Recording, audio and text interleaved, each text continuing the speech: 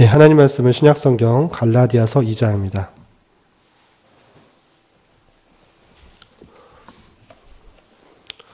예, 우리가 로마서에 이어서 갈라디아서 말씀을 읽게 되었는데요. 어제 갈라디아서 1장을 읽게 되었고 오늘은 갈라디아서 2장을 읽게 됩니다. 갈라디아서 2장은 1절부터 21절까지 되어 있는데요. 끊어서 두 부분을 나눠서 우리 다 읽어보도록 하겠습니다. 첫 번째 문단은 1절부터 10절까지인데 1절부터 10절까지는 사도 바울이 예루살렘에서 자신의 이방인의 사도성을 강조하고 있는 그런 부분입니다. 우리 1절부터 10절까지 말씀부터 봉독하도록 하겠습니다. 14년 후에 내가 바나바와 함께 디도를 데리고 다시 예루살렘에 올라갔나니 계시를 따라 올라가 내가 이방 가운데서 전파하는 복음을 그대에게 제시하되 유력한 자들에게 사사로이 한 것은 내가 다름질하는 것이나 다름질한 것이 헛되지 않게 하려 함이라. 그러나 나와 함께 있는 헬라인 디도까지도 억지로 할례를 받게 하지 아니하였으니 이는 가만히 들어온 거짓 형제들 때문이라. 그들이 가만히 들어온 것은 그리스도 예수 안에서 우리가 가진 자유를 엿보고 우리를 종으로 삼고자 함이로되 그들에게 우리가 한시도 복종하지 아니하였으니 이는 복음의 진리가 항상 너희 가운데 있게 하려 함이라. 유력하다는 이들 중에 본래 어떤 이들이든지 내게 상관이 없으며 하나님은 사람을 외모로 취하지 아니하시나니 저 유력한 이들은 내게 의무를 더하여 준 것이 없고 도리어 그들은 내가 무할례자에게 복음 전함을 맡은 것이 베드로가 할례자에게 맡은 것과 같은 것을 보았고 베드로에게 역사하사 그를 할례자의 사도로 삼으시니가 또한 내게 역사하사 나를 이방인의 사도로 삼으셨느니라. 또 기둥같이 여기는 야고보와 게바와 요한도 내게 주신 은혜를 알므로 나와 바나바에게 친교의 악수를 하였으니 우리는 이방인에게로 그들은 할례자에게로 가게 하려 함이라. 다만 우리에게 가난한 자들을 기억하도록 부탁하였으니 이것은 나도 본래부터 힘써 행하여 왔노라.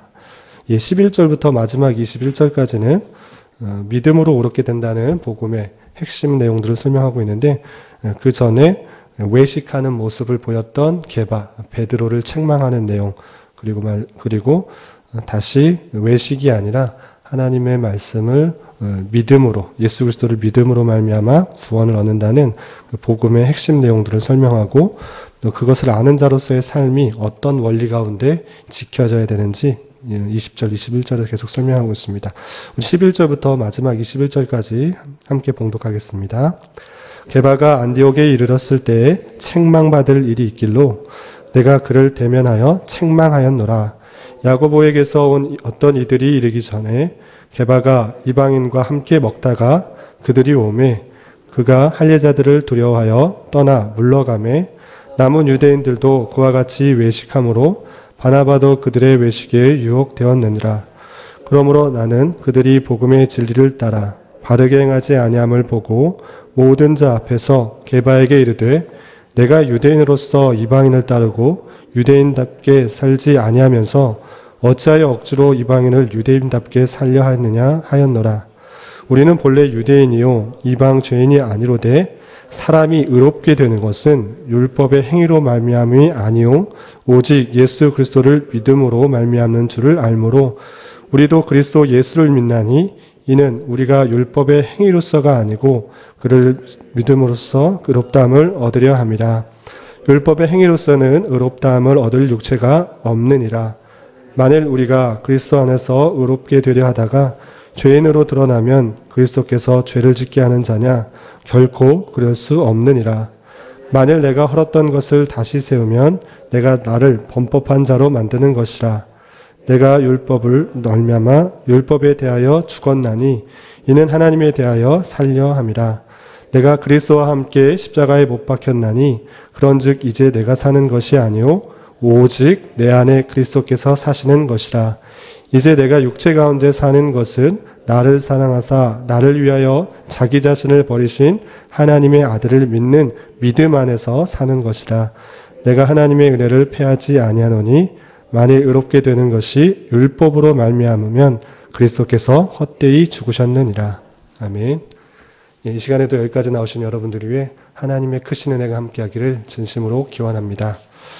말씀 읽기 본문은 갈라디아서 2장입니다. 우리가 9월 들어서 복음의 정수, 기독교의 핵심이라고 할 수 있는 그런 이신칭의의 내용들을 배우고 있습니다.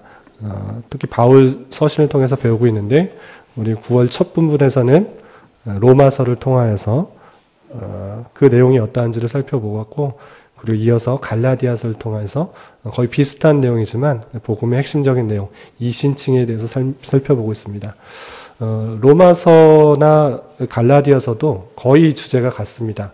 로마서의 요약본이라고도 할 수 있는 갈라디아서인데, 그 내용이 어떠하냐면 말씀드린 것처럼 우리가 의롭게 되는 것은 다른 것이 아니라 율법의 행위로서가 아니라 오직 예수 그리스도를 믿음으로 말미암아 의롭게 된다, 구원을 받는다, 그리고 구원 얻은 자의 삶이 어떠한지를 설명해 주고 있는 것입니다. 갈라디아서도 마찬가지로 다른 복음은 없다, 오직 예수 그리스도를 믿는 것으로 말미암아 의롭게 되는 것이고 그에 따른 삶은 어떠한 삶인가를 보여주고 있는 그런 책입니다. 그래서 로마서, 갈라디아서 주제와 핵심, 구조가 거의 유사한 것을 알 수 있습니다.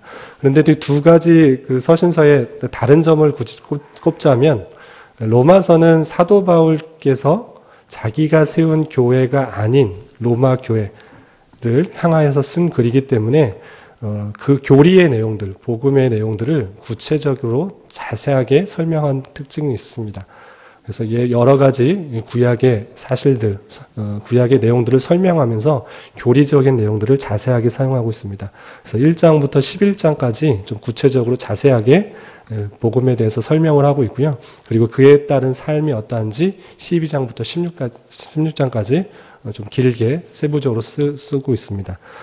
반면에 갈라디아서는 사도 바울께서 1차 전도여행 또는 2차 전도여행 때 1차 전도여행 때 갈라디아에 있는 여러 성도들을 만나면서 세운 교회이고, 그 교회가 어떻게 사는지를 보고 나서 믿음으로 말미암아 구원을 받는 것인데, 변질된 복음 또는 다른 복음을 전하는 사람들 때문에 그런 것이 아니고 오직 믿음으로 말미암아 구원을 얻는다는 사실들을 다시 한번 강조하고 있고, 갈라디아 성도들에게 사도성, 바울의 사도성을 의심하는 그런 모습들이 있었기 때문에 자신의 사도성을 강조하는 내용들이 특별히 갈라디아서 1장과 2장에 구체적으로 설명되어 있습니다.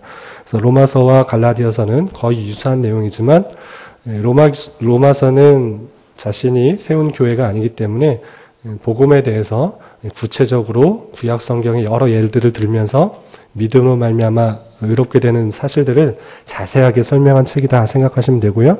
갈라디아서는 마찬가지로 핵심적인 내용은 믿음으로 말미암아 의롭게 된다는 내용이지만 자신의 사도성을 부정하는 그런 잘못된 사도들, 거짓 교사들이 와서 공격하는 것들을 변호하고 있을 뿐만 아니라 직접 가서 설명하고 전하던 것처럼 오직 믿음으로 말미암아 구원을 받는다는 사실을 강한 어조로 설명하고 있는 책이다, 이렇게 이해하시면 되겠습니다.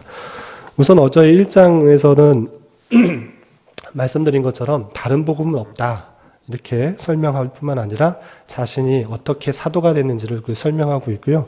2장 첫 번째 부분인 우리가 나눠서 읽은 것처럼 1절부터 10절까지는 자신이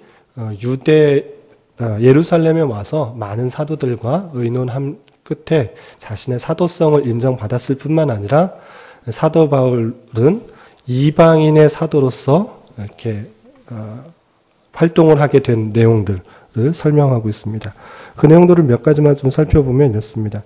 2장 3절에 3절과 4절에 이런 표현이 있습니다. 그러나 나와 함께 있는 헬라인 디도까지도 억지로 할례를 받게 하지 아니하였다라는 표현들. 왜냐하면 가만히 들어온 거짓 형제들 때문이라. 그들이 가만히 들어온 것은 그리스도 예수 안에서 우리가 가진 자유를 엿보고 우리를 종으로 삼고자 함이로되 라고 표현하면서 일부러 자신과 함께 있는 헬라인 디도를 할례 받지 않게 하였다. 왜냐하면 할례 받는 것을 통하여 구원을 받는 것이 아니라는 것들을 확정하기 위해서 자신이 일부러 헬라인 디도에게 할례를 받지 않게 하였다라는 그런 표현이 있고, 또 자신의 이방인의 사도가 됐다라는 표현이 8절과 9절 이렇게 설명하고 있습니다. 8절, 2장 8절에 보면 베드로에게 역사하사 그를 할례자의 사도로 삼으시니가, 베드로는 할례자, 그러니까 유대인들의 사도로 삼으셨다. 그 삼으신 이 주님께서 또한 내게 역사하사 나를 이방인의 사도로 삼으셨다. 베드로는 할례자의 사도로 삼았다. 유대인들의 사도로 삼았다고 하면 그 분께서 삼으신 그분께서 또한 내게 역사하셔서 나를 이방인의 사도로 삼으셨다라는, 유대인들보다는 헬라인들에게, 또 많은 이방인들에게 복음을 전하는 사도로 삼으셨다라고 말을 하면서 자기네 사도성을 주장하고 있는 것입니다. 9절에서도 보면 또 기둥같이 여기는 야고보와 게바와 요한도 내게 주신 은혜를 알므로 나와 바나바에게 친교의 악수를 하였다. 잘 알고 있는 그 예수님의 제자들, 사도들, 야고보, 게바, 요한, 이 사람들도 자신의 바울의 그런 사도성, 바울이 주님을 만났고 주님으로 말미암아 변화되어서 이방인의 사도로서 삼으신 것을 알게 되었기 때문에 친교의 악수를 하였다라고 말하면서 자신의 사도성을 계속적으로 강조하고 있습니다. 그래서 우리는 이방인에게로 그들은 할례자에게로 가게 하려 함이라. 사도 바울은 예루살렘에서 많은 사도들과 친교의 악수를 나눴을 뿐만 아니라 자신은 이방인의 사도로 사역을 하게 되었고, 나머지 야고보, 게바, 요한 이 사도들은 할례자에게 가서 유대인들에게 복음을 전하는 사도로 부름을 받은 것이다. 이렇게 표현하고 있는 것입니다. 11절부터 21절까지는 외식적인 모습을 보였던 게바를 책망하는 내용이 있는데, 그것을 왜 말하는가?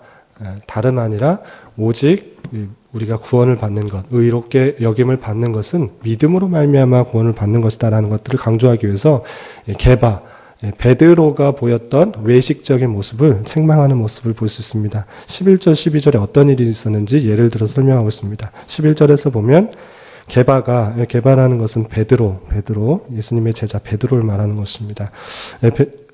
게바가 안디옥에 이르렀을 때에 책망받을 일이 있기로 내가 그를 대면하여 책망하였다. 어떤 일이 있었는가? 12절, 야고보에게서 온 어떤 이들이 이르기 전에 게바가 이방인과 함께 먹다가 그들이 오매 그 할례자들을 두려워하여 떠나 물러갔다. 이렇게 되어 있습니다. 그러니까 게바가 이방인들과 함께 식사의 교제를 하는 것입니다. 단순히 식사 교제가 아니라 복음을 나누고 의롭게 된 그 이방인들과 함께 교제를 하였는데, 야고보에게서 온 그 유대인들, 할례자들을 만나게 되므로 그들에게 왜 이방인들과 유대인으로서 왜 이방인들과 함께 식사 교제를 하냐라는 말을 듣지 않게 하기 위해서 게바가 그 자리를 떠나갔다. 할례자들 보고 떠나갔다라고 표현하고 있는 것입니다. 그러니까 외식적인 모습이죠. 나는 유대인이니까 정통 유대인들만, 하나님의 백성으로만 교제하고 사귄다라는 것을 외식적인 모습을 보이고 싶었는데, 그렇지 할례자들이 오니까, 유대인들이 오니까 그런 모습들이 보이기 싫어서 떠나갔다라고 하는 것입니다. 그러니까 게바는 외식적인 모습들이 있었다라고 하는 것입니다. 그렇게 외식적인 모습을 바울 사도는 지적하고 있는 것입니다. 13절에 남은 유대인들도 그와 같이 외식함으로 바나바도 그들의 외식에 유혹되었느니라. 겉으로 보기에 좋은 모습만 보여주려고 하는 그런 모습들이 외식이다라고 지적하고 있는 것입니다. 14절에 그러므로 나는 그들이 복음의 진리를 따라 바르게 행하지 아니함을 보고 모든 자 앞에서 게바에게 이르되 내가 유대인으로서 이방인을 따르고 유대인답지 않게 살면서 어찌하여 억지로 이방인을 유대인답게 살려 하느냐라고 말하고 있는 것입니다. 자신은 유대인으로서 이방인을 따르는 모습 가운데 있는데, 그러니까 유대인답게, 유대인이라고 하면 정통 유대인들이라고 하면 이방인들과 교류하며 교제하지 않습니다.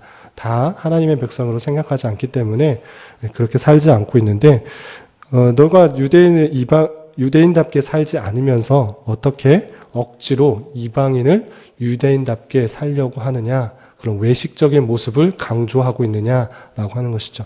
자신도 유대인답게 살지 않으면서 그들이 강조하고 있는 것, 외식적으로 외적인 유대인의 모습만을 강조하는 것은 잘못된 것이다 라고 이렇게 표현하는 것입니다. 그러면서 말하고 있는 핵심은 무엇인가? 이렇게 베드로도 외식적인 모습 때문에 내가 지적하였다 이렇게 말하면서 의롭게 되는 것, 구원받는 것은 다름이 아니라 16절에 이렇게 표현하고 있습니다. 16절, 사람이 의롭게 되는 것은 율법의 행위로 말미암음이 아니요 외적인 어떤 것을 행함으로 말미암는 것이 아니라 오직 예수 그리스도를 믿음으로 말미암은 줄을 알므로 우리도 그리스도 예수를 믿나니 이는 우리가 율법의 행위로서가 아니고 그리스도를 믿음으로써 의롭다함을 얻으려 함이라. 율법의 행위로서는 의롭다함을 얻을 육체가 없느니라. 외적인 것, 외적인 어떤 모습들, 절기를 지키거나 또는 할례를 행하거나 유대인에 지켜야 되는 많은 율법들을 지키는 것으로 구원받는 게 아니다. 오직 예수 그리스도를 믿음으로 말미암아 구원을 받게 된다라는 사실들을 다시 한번 강조하고 있습니다. 그렇다면 율법은 왜 있는 것인가? 그 내용은 3장에서 설명되니까 내일 또 말씀을 통해서 표현받도록 하고, 그렇다면 예수 그리스도를 믿음으로 말미암아 구원 얻은 삶의 모습은 어떠한가? 어떤 원리를 가지고 살아야 되는 것인가? 우리가 외적인 것들, 어떤 율법을 지킴으로 말미암아 구원을 받는다는 것이 아니라 오직 예수 그리스도를 믿음으로 말미암아 구원을 받았을진데 그런 어떠한 삶의 원리로서 살아야 되는 것인가를 19절, 20절, 21절에 이렇게 표현하고 있습니다. 19절에 보면 내가 율법으로 말미암아 율법에 대하여 죽었다. 율법에 말미암아 죽었다라는 것은 율법을 통해서 구원을 받는다는 사실들을 인정하지 않고 그것에 대해서 지키지 않는다라는 것입니다. 이는 하나님에 대해서 살려 함이라. 이 뜻이 무엇인가? 원리를 20절에 이렇게 강조하고 있습니다. 내가 그리스도와 함께 십자가에 못 박혔나니 그런즉 이제 내가 사는 것이 아니요 오직 내 안에 그리스도께서 사시는 것이라. 이제 내가 육체 가운데 사는 것은 나를 사랑하사 나를 위하여 자기 자신을 버리신 하나님의 아들을 믿는 믿음 안에서 사는 것이라. 21절 내가 하나님의 은혜를 패하지 아니하노니 만일 의롭게 되는 것이 율법으로 말미암으면 그리스도께서 헛되이 죽으셨느니라. 그리스도를 믿는 사람, 믿음으로 말미암아 구원을 의롭게 되고 구원을 받는 사람의 삶의 원리가 무엇인가? 그것은 모든 율법에 대한 것은 죽었다라는 것입니다. 무슨 말을 하는 것이냐면 행위를 통하여서 율법을 지킴으로 말미암아 의롭게 된다는 사실들을 전혀 믿지 않는다는 것입니다. 우리의 행위가 우리의 자랑거리가 되지 않는다는 그런 사실입니다. 오직 예수 그리스도를 믿음으로 말미암아 구원을 얻었기 때문에 그 모든 삶의 원리는 예수님께서 십자가에 달려 돌아가셔서 모든 율법을 완성시킨 것처럼 우리가 행위를 통해서 율법을 지킴으로 말미암아 구원을 받는 것이 아니고 믿음으로 말미암아 구원을 받았을진데 예수님을 믿음으로 말미암아 구원을 받았다는 것은 예수님이 내 안에서 살고 있다는 것을 믿는 행위라는 것입니다. 20절에 보면 이렇게 되어 있습니다. 그런즉 이제 내가 사는 것이 아니요 오직 내 안에 그리스도께서 사는 것이다 라고 표현하고 있는 것입니다. 예수님을 믿는다는 것은 단순히 지식적으로 그 사실들을 안다라고 하는 것이 아니라 그것을 믿음으로 말미암아 내 안에 그리스도께서 사시기 때문에 그리스도께서 모든 율법을 완성하셨고 또 이루셨기 때문에 십자가에서 못 박힘으로 말미암아 그 모든 죄들 우리가 율법을 범하는 그런 죄들을 다 사하여 주셨고 내 안에 그리스도께서 사셨기 때문에 내가 사는 원리는 내 안에 예수 그리스도를 모심으로 말미암아 모든 율법의 억눌리는 것에서 벗어난 자로서 그리스도인의 자유가 있는데 그 자유를 주님께서 원하시는 삶의 모습으로 살아가는 것이다 이렇게 표현하고 있는 것입니다. 내 안에 그리스도께서 사시기 때문에 내가 육체에 비록 살고 있을지라도 육체를 가지고 살고 있을지라도 나를 위하여서 사는 것이 아니고 내 육체의 만족을 위해서 사는 것이 아니고 주님께서 원하시는 삶의 모습으로 살아가야 되는 것이다. 하나님의 아들을 믿는 믿음 안에서 주님께서 하라고 하신 말씀을 지켜 행하는 것이다. 이렇게 표현하고 있는 것입니다. 이것이 그리스도인의 자유고 율법으로 말미암아 구원받는 것이 아니고 율법의 죄의 속량에서 벗어난 참된 자유를 가지고 있는 자의 삶의 모습이다라고 할 수 있습니다. 이런 말씀을 대하면서 두 가지 우리에게 적용할 수 있을 것입니다. 첫 번째는 우리가 행하는 여러 가지 외적인 것이 우리의 의가 돼서는 안 될 것입니다. 오늘날에 있어서 할례를 행하고 절기를 지키고 어떤 구약의 율법들을 지키진 않습니다.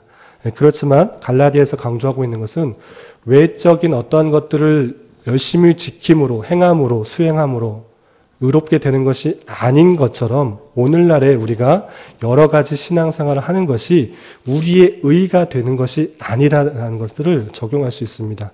무슨 말을 하는 것이냐면 쉽게 말하면 우리가 열심히 봉사하는 것, 열심히 헌금하는 것, 열심히 예배드리는 것, 열심히 새벽기도 나오는 것, 어떠한 신앙행위, 봉사나 어떠한 것도 그것을 함으로써 나의 의가 된다는 것이 아닌 것입니다. 그런 것을 함으로써 늘 조심해야 될 것은 새벽기도 열심히 나오면서 들 수 있는 그런 교만함, 잘못된 것은 무엇이냐면 왜 이렇게 어떤 중직자는, 어떤 사람은 왜 이렇게 새벽기도 나오지도 않고 봉사하지도 않고 또는 헌금하지도 않는가, 남을 비판하고 판단하고 정죄할 수 있다는 것입니다. 그런 것이 아니라 내가 신앙생활을 하는 것은 내 의가 드러나는 것이 아니라 신앙생활을 함으로써 하나님의 기쁨이 되고 내 신앙의 인격적인 교제가 깊어지는 수단으로 살아야 된다는 것입니다. 그렇게 되지 않고 내가 하는 신앙의 행위가 내 자신을 드러내는 의가 된다면 갈라디아에서 말하고 있는, 또 사도 바울께서 말하고 있는 율법을 행하는 것을 통하여서 의가 드러난다는, 의롭게 되려고 하는 그런 모습이 우리 안에 있다는 것입니다.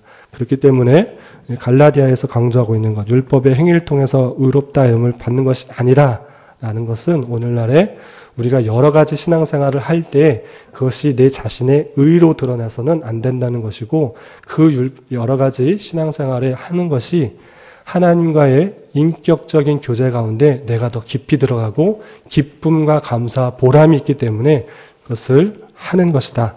새벽 기도도 하고 봉사도 하고 헌금도 하고 예배도 하는 것이 되어야 되지, 그것이 내 자신의 의로 드러나서는 안 된다라는 것입니다. 두 번째는 신앙의 원리인데 늘 잊지 말아야 될 것은 내가 그리스도와 함께 산다라는 것입니다. 예수님께서 십자가에 달려 돌아가신 것은 그냥 혼자 돌아가신 것이 아니라 20절의 표현처럼 내가 그리스도와 함께 십자가에 못 박혔다. 모든 율법의 그런 억눌림과 그런 정죄는 예수님과 함께 십자가에 못 박혔다. 그런 것으로 나를 정죄할 수 없다. 어떠한 것으로 나를 죄 있다라고 말할 수 없는 것입니다. 예수 그리스도를 믿는다는 것은 예수님께서 나를 위하여 십자가에 돌아가셨다는 것을 믿는 것이고, 내가 그리스도와 함께 십자가에 못 박혀 죽었을 뿐만 아니라 주님께서 내 안에 계시기 때문에 내가 받은 자유, 그리스도인의 자유를 주님께서 원하시는 삶의 모습으로 살아가야 된다라는 것입니다. 주님께서 내 안에 계셔서 어떠한 것을 행하시기를 원하시는지를 말씀을 통해 잘 분별하고 깨달아서 주님이 내 안에 계시는 것을 믿는 자로서 삶을 잘 단속하고 주님께서 원하시는 삶을 늘 살아가기에 힘써야 되는 것입니다. 그러한 것처럼 우리에게 주어진 그리스도인의 자유를 주님께서 원하시는 삶의 모습이 어떠한지를 잘 생각해 보면서 주님과 동행하면서 주님께서 원하시는 삶의 모습을 하루하루 살아갈 수 있는 저와 여러분이 되시기를 주님의 이름으로 부탁을 드리겠습니다. 기도하겠습니다. 하나님 아버지, 오늘 말씀을 통해서 우리가 어떠한 외적인 행동을 통하여 의롭게 되는 것이 아니라 오직 예수 그리스도의 십자가의 보혈의 공로를 힘입어 믿음으로 말미암아 의롭게 되는 사실들을 다시 한번 깨달았습니다. 이러한 말씀의 은혜를 깨달은 자로서 외적인 것을 가지고 남을 판단하고 정죄하기보다는 연약한 내 모습까지도 주님께서 구원해 주셨다는 사실에 감사, 감격하는 자로서 남의 연약한 모습도 더욱 품어주며 바른 진리 가운데 살아가는 자 되게 하여 주시옵소서. 또한 내 안에 예수 그리스도가 사심을 믿고 사는 자로서 내게 주어진 사죄, 칭의, 새 생명의 은혜와 자유를 오직 주님께서 원하시는 삶의 모습으로 살아가기에 더욱더 힘쓰는 자 되게 하여 주시옵소서. 주님, 나라와 민족을 위해 기도합니다. 여러 가지 안보적 위협과 또한 사람들마다 나뉘어진 생각들, 그리고 타락한 문화 속에서 주님께서 역사하여 주셔서 이 어려운 시기를 주님의 뜻 가운데 잘 극복하게 하여 주시고 하나님의 참된 통치와 평강이 넘치는 나라 되게 하여 주시옵소서. 특별히 어려운 형편에 있는 우리 교단과 신학교를 붙들어 주셔서 이 시대에 필요한 목회자와 교회를 세워나가는데 부족함이 없도록 인도하여 주시옵소서. 담임 목사님과 여러 중직자들 영육간에 강건하게 하시며 맡은 바 여러 가지 일들을 겸손함과 충직함으로 잘 감당하여 주님의 몸된 교회를 세워나가는데 부족함이 없도록 인도하여 주시옵소서. 한 주간의 삶을 올려드립니다. 맡겨진 일들과 주어진 상황 속에서 더욱더 하나님만을 의지하는 자 되게 하여 주시고 모든 상황을 통하여 성도를 성화시키며 또 주님만을 의지하게 하는 손길들을 잘 경험할 수 있도록 인도하여 주시옵소서. 주님, 하루하루 육체적 고통 때문에 힘들어하는 여러 병약자들이 있습니다. 주님께서 친히 함께하여 주시고 위로하여 주셔서 주님의 선한 인도하심을 경험하며 평강 가운데 감사의 고백이 늘 넘쳐나게 하여 주시옵소서. 주님, 계속해서 각자 간구하는 음성 주님께서 들으시고 주님의 선한 열매를 맺게 하여 주시옵소서. 예수님의 이름으로 기도드리옵나이다. 아멘. 하늘에 계신 우리 아버지의 이름을